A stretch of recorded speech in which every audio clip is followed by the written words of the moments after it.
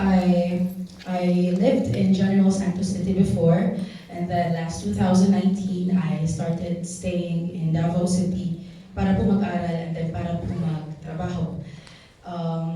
Ako po yung panganay sa 7 pong magkakapatid.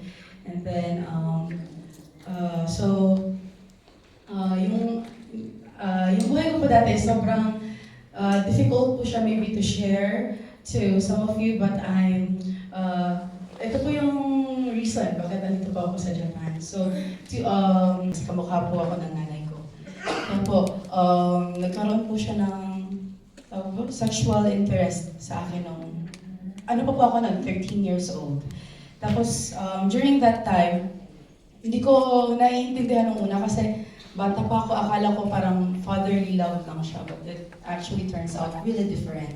Kaya nung mga first 2 years na nangyayari yun, kasi wala pong intercourse na nangyayari. Tapos, parang hinahawakan nila ako sa gabi, mga ganong bagay. Kaya